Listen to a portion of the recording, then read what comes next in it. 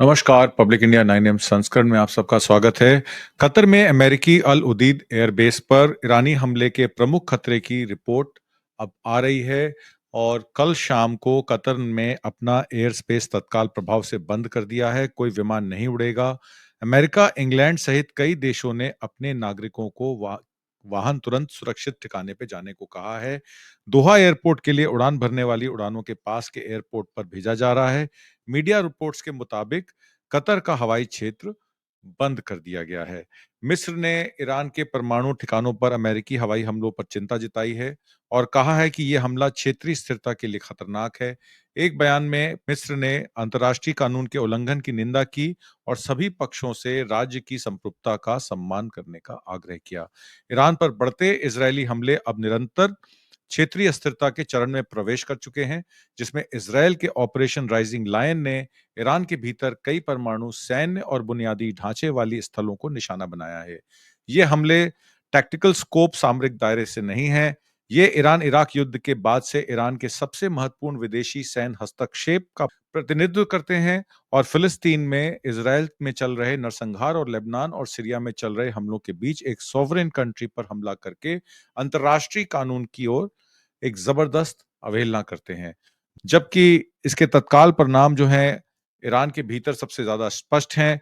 इसकी इम्प्लीकेशंस दक्षिण और मध्य एशिया, ब्रिक्स गठबंधन और ग्लोबल साउथ में भी अब फैल रहे हैं। हालांकि भारत ने ग्लोबल साउथ की लीडरशिप दिखाई थी G7 में जाकर, पर अगर हम ग्राउंड पर देखें तो उसका कोई प्रभाव नहीं है। पाकिस्तान के लिए एक ऐसा राष्ट्र जो भूगोल, साझा इतिहास, आर्थिक और रक्षा संबंधों से ईरान से जुड़ा हुआ है, एक कमजोर या ध्वस्त ईरानी राज्य के नतीजे एक्सिस्टेंशियल हैं और इसमें पाकिस्तान को भी परेशानियां आ सकती हैं। अगर ईरान गिरेगा तो पाकिस्तान भी गिरेगा। व्यापक रूप से विरोधी गुट के लिए ये ईरान पश्चिमी और दक्षिण एशिया के पूर्ण स्पेक्ट्रम अमेरिकी वर्चस्व के खिलाफ अंतिम वर्किंग शील्ड बना हुआ है, जिसके चीन सहित पूर्व एशिया पर बड़ा असर होगा। इसलिए ईरान की कंटेम्पररी सेल्फ डिफेंस इंपीरियलिज्म के खिलाफ तीसरी दुनिया के संघर्षों के लंबे इतिहास निहित है। इसराइल ने फोर्डो परमाणु स्थल, तेहरान की कुख्यात इवन जेल और कई शीर्ष सैन्य ठिकानों पर फिर से नए हमले किए हैं। ईरान ने फोर्डो फ्यूल एनरिचमेंट प्रोग्राम से अनुमानित यूरेनियम को कैसे बाहर निकाला और डोनाल्ड जे ट्रंप को मात दी, जिन्होंने जटिल और अविश्वसनीय रूप से महंगे अमेरिकी हमले के बाद दावा किया था कि ईरान की न्यूक्लियर एनरिचमेंट फैसिलिटी पूरी तरीके से नष्ट हो गई है। मैं आपको पहली सैटेलाइट इमेज दिखाता हूं। 19 जून को 2025 को ली गई पहली सैटेलाइट फोटो में फोर्डो के प्रवेश द्वार के पास ट्रक खड़े दिखाई दे रहे हैं और दूसरी सैटेलाइट फोटो 20 जून 2025 को फोर्डो से 1 किलोमीटर दूर सड़क पर नए वाहनों की मूवमेंट और ट्रकों की है। दोनों सैटेलाइट मैक्सार के सौजन्य से दिखाई जा रही हैं। अमेरिका ने 22 जून 2025 को B-2 स्टेल्थ बॉम्बर्स द्वारा ले जाए गए GBU-57 बंकर बस्टर्स के साथ फोर्डो पर हमला किया। तब तक घोड़े भाग चुके थे, कबूतर उड़ चुके थे। ईरानी विदेश मंत्री अब्बास अरागची 21 जून 2025 को 3 ईरानी परमाणु सुविधाओं फोर्डो, नतांज और इस्फान पर अमेरिकी हवाई हमलों के बाद रूसी राष्ट्रपति व्लादिमीर पुतिन से मिलने 22 जून 2025 को मॉस्को पहुंचे। 23 जून को हुई वार्ता में अमेरिकी और इजरायली हमलों पर ईरान की प्रक्रिया के कोऑर्डिनेशन पर ध्यान केंद्रित किया गया, जिसमें अरागची ने तेहरान और मॉस्को के बीच स्ट्रेटेजिक पार्टनरशिप पर जोर दिया। पुतिन ने अमेरिकी हमलों की निंदा निराधार और अंतर्राष्ट्रीय कानून के उल्लंघन के रूप में की।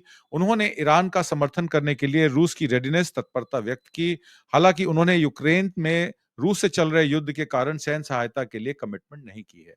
ईरान के सर्वोच्च नेता अयतुल्ला अल खमनेई ने अरागची के माध्यम से एक पत्र भेजा, जिसमें अधिक मजबूती रूसी समर्थन की मांग की गई, लेकिन जनवरी 2025 में साइन स्ट्रेटेजिक पार्टनरशिप ट्रीटी में म्यूचुअल डिफेंस क्लॉज का अभाव है। अरागची ने अमेरिका पर बिट्रेयल ऑफ डिप्लोमेसी, कूटनीति के साथ विश्वासघात करने का भी आरोप लगाया। उन्होंने कहा कि हमलों के कारण चल रही परमाणु वार्ता बाधित हुई है। रूस ने संयुक्त राष्ट्र सुरक्षा परिषद के युद्ध विराम प्रस्ताव पेश किया, जो हमलों की निंदा के साथ मेल खाता है, लेकिन पश्चिम के साथ सीधे टकराव से बचने के लिए उसके कॉशियस अप्रोच को भी दर्शाता है। रविवार 22 जून को इस्तांबुल में इस्लामिक सहयोग संगठन OIC की बैठक में एक प्रेस संबोधन में ईरान विदेश मंत्री सैयद अब्बास अरागची ने 3 ईरानी परमाणु सुविधाओं इस्फान, नेतांज और फोर्डो पर हवाई हमलों के लिए संयुक्त राज्य अमेरिका की निंदा की थी।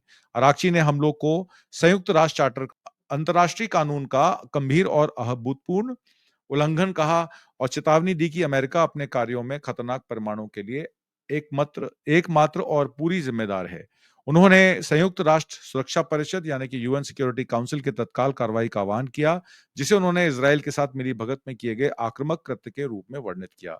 अराक्ची की टिप्पणी अमेरिकी राष्ट्रपति डोनाल्ड ट्रंप द्वारा ट्रुथ सोशल पर घोषणा किए जाने के कुछ घंटों बाद आई है कि अमेरिकी युद्धक विमानों ने ईरान के परमाणु स्थलों को नष्ट कर दिया है। यह ऑपरेशन को ईरान की परमाणु संवर्धन क्षमताओं के लिए एक निर्णायक झटका बताया गया। ट्रंप ने व्हाइट हाउस से बोलते हुए ईरान से इस युद्ध को समाप्त करने का आग्रह किया और कहा कि किसी भी परिस्थिति में ईरान को परमाणु हथियार रखने की अनुमति नहीं दी जाएगी। उधर उनका ट्रुथ सोशल पर एक और स्टेटमेंट आया है, मैं आपको वो स्टेटमेंट दिखाता हूं, जिसमें वो कह रहे हैं कि फॉर्मर प्रेसिडेंट मेदवेदेव जो रशिया के हैं, उन्होंने कैजुअली एन वर्ड यानी कि न्यूक्लियर वर्ड का इस्तेमाल किया है और उन्होंने कहा है कि दूसरे कंट्रीज को भी न्यूक्लियर वॉरहेड्स ईरान को सप्लाई करने चाहिए। अगर वो अगर उसको अपने इमेजिनेशन से कह रहे हैं तो उनको इसकी माफी मांग लेनी चाहिए और अगर कंफर्म कर रहे हैं तो मुझे तुरंत बता देना चाहिए, क्योंकि ये जो एन वर्ड है उसको कैजुअली नहीं ट्रीट किया जा सकता। I guess that's why Putin is the boss. By the way, if anyone thinks our hardware was great over the weekend, far and away the strongest and best equipment we have, 20 years advance over the pack is our nuclear submarines. वो अपनी nuclear submarines की दुहाई दे रहे हैं। वो कह रहे हैं कि ये तो अभी ट्रेलर था और ये हमारे पास लीथल वेपन्स बहुत डेंजरस हैं। हमने अभी सिर्फ 30 टॉम हॉक्स को लॉन्च किया था और 30 के 30 ने अपने मार्क परफेक्टली हिट किए। हमारे ग्रेट फाइटर पायलट्स हैं। हमारे कैप्टन और क्रू को बहुत-बहुत धन्यवाद। अमेरिकी विदेश मंत्री मार्को रूबियो ने 21 जून 2025 को ईरानी परमाणु स्थलों पर अमेरिकी सैन्य हमलों के बारे में मीडिया को बयान दिया। रूबियो ने जोर देकर यह कहा कि अमेरिकी हमलों ने ईरान की परमाणु हथियार क्षमताओं को कम करने या नष्ट करने के लिए 3 ईरानी परमाणु सुविधाओं फोर्डो, नतैंज और इस्फान को निशाना बनाया है। उन्होंने कहा कि हमने अपना उद्देश्य हासिल कर लिया है। रूबियो ने स्पष्ट किया कि अमेरिकी ईरान के साथ युद्ध में नहीं है। उन्होंने हमलों को ईरान द्वारा सद्भावनापूर्ण बातचीत करने से इनकार करने की प्रक्रिया के रूप में वर्णित किया। उन्होंने कहा यह ईरान के खिलाफ युद्ध नहीं है। राष्ट्रपति ट्रंप को उसी तरीके से खेलने की कोशिश की जिस तरीके से उन्होंने पिछले 35 वर्षों से हर अमेरिकी राष्ट्रपति को खेला है। रूबियो ने ईरान को जवाबी कार्रवाई के खिलाफ चेतावनी दी, उसे उनकी अब तक सबसे बड़ी गलती कहा और कहा कि ईरान पूरी तरीके से असुरक्षित है क्योंकि वे अपने हवाई क्षेत्र या नेताओं की रक्षा नहीं कर सकते। उन्होंने विशेष रूप से चेतावनी दी कि स्ट्रेट ऑफ हॉर्मुज को बंद करना ईरान के लिए आत्मघाती होगा क्योंकि यह ग्लोबल कॉमर्स को बाधित करेगा और अमेरिका की कड़ी प्रतिक्रिया को आमंत्रित करेगा, which will invite strong reactions. Rubio ने ईरान के specific intelligence on armament orders यानी कि हत्यारीकरण आदेशों पर विशिष्ट खुफिया जानकारी के बारे में सवालों को इररिलेवेंट बताते हुए खारिज कर दिया। ये तर्क दिया कि ईरान के 60% समृद्ध यूरेनियम भंडार और इस्फहान जैसी किलेबंद सुविधाएं परमाणु हथियार विकसित करने के स्पष्ट इरादे का संकेत देती हैं। रूबियो ने सहयोगियों पर ईरान हमले को रोकने के लिए मध्य पूर्व में अमेरिकी ठिकानों और 40,000 सैनिकों की मौजूदगी पर प्रकाश डाला और कहा कि यही कारण है कि वे वहां हैं। उन्होंने चीन से ईरान को तनाव बढ़ाने के रोकने का भी आग्रह किया क्योंकि चीन तेल आयात के लिए स्ट्रेट ऑफ हॉर्मुज पर निर्भर है। ये बयान सीबीएस के the face of the nation, NBC की मीट द प्रेस और फॉक्स न्यूज के संडे मॉर्निंग फ्यूचर्स पर 22-23 जून 2025 को साक्षात्कारों में दिया गया। इजरायल प्रधानमंत्री बेंजामिन नेतन्याहू ने ट्रंप के साहसिक निर्णय की प्रशंसा की और पुष्टि की कि अमेरिका और इजरायल के पूर्ण समन्वय के साथ ये काम हुआ है। अंतिम निर्णय सर्वोच्च नेता खमैनी और उनके सर्वोच्च राष्ट्रीय सुरक्षा परिषद के पास है। यदि परिषद इसे मंजूरी देता है तो बहरीन में स्थित अमेरिकी 5वें बेड़े पर गंभीर असर पड़ेगा और बिना किसी खतरे के रवाना होने का कोई आसान विकल्प नहीं होगा। ईरान राष्ट्रीय सुरक्षा के उपाय के रूप में बंद करने को उचित ठहराने के लिए अपने तीनों द्वीपों के माध्यम से अधिकार क्षेत्र का दावा कर सकता है। बहरीन में तैनात अमेरिकी 5वीं बेड़े को खाड़ी में 8 स्थायी और 8 अस्थायी ठिकानों की भी रक्षा करनी होगी। ईरान के साथ एक बड़े पैमाने पर हवाई और नौसेना युद्ध हो सकता है जिसमें जीसीसी यानी गल्फ कोऑपरेशन काउंसिल अमेरिका का साथ देगा और रसद और हवाई अड्डे का समर्थन प्रदान करेगा। इसलिए आयतुल्लाह के लिए एक बहुत कठिन निर्णय है। खमैनी भले ही ईरानी मजलिस से होमरुज को बंद करने का प्रस्ताव को मंजूरी करार दे रहे हैं, लेकिन अब ईरान ने कहा है कि जब तक ईरान अनुमति नहीं देगा, तब तक कोई भी जहाज होर्मुज से नहीं गुजरेगा। ईरान में उभरती स्थिति निश्चित रूप से जटिल है। द स्टेट ब्रॉडकास्टर संभावित सैन्य कार्रवाइयों और रणनीतिक निर्णयों पर रिपोर्टिंग कर रहे हैं। अमेरिका के 5वें बेड़े पर और ईरान के अपने द्वीपों पर संभावित दावे का उल्लेख जियोपॉलिटिकल तनाव को एक परत को और जोड़ता है। लेकिन यह सवाल यह है, क्या अमेरिका द्वारा हमला किए जाने के बाद ईरान को ऐसा करना उचित है और क्या बाकी दुनिया को इसकी कीमत चुकानी पड़ेगी?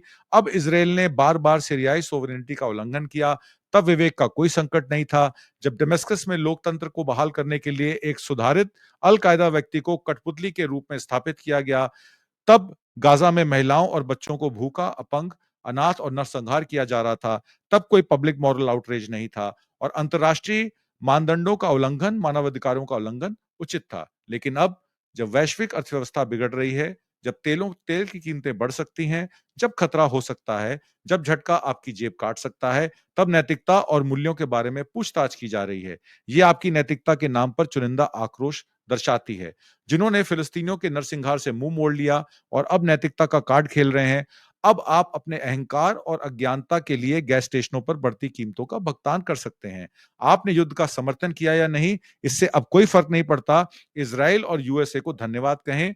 बॉब अल मदाव पहले से ही हौथियों द्वारा बंद कर दिया गया है। पूरा अरब सागर अब खतरे में है। इस समुद्र की सभी शिपिंग बंद होने की संभावना बन सकती है। दूसरी तरफ नाटो के चीफ मार्क रूटे ने यह कहा है कि 3.5% से 5% जीडीपी का हिस्सा अब एयर डिफेंस यानी कि सैन्य कार्यवाही के लिए, वायु सैन्य कार्यवाही के लिए इस्तेमाल किया जा सकता है। वॉर्स डिजास्टर्स ही नहीं होती, महंगी भी होती हैं। 6 रिजीम चेंज करके अमेरिका को क्या मिला कि अब ईरान में रिजीम चेंज के लिए इजराइल को ठेका दे दिया। उम्मीद करता हूं कि आपको आज का कार्यक्रम पसंद आया होगा। कमेंट बॉक्स में जरूर लिख के भेजिएगा। हम आप तक सही सूचना सही समय पर पहुंचाने के लिए प्रतिबद्ध हैं। नमस्कार, जय हिंद।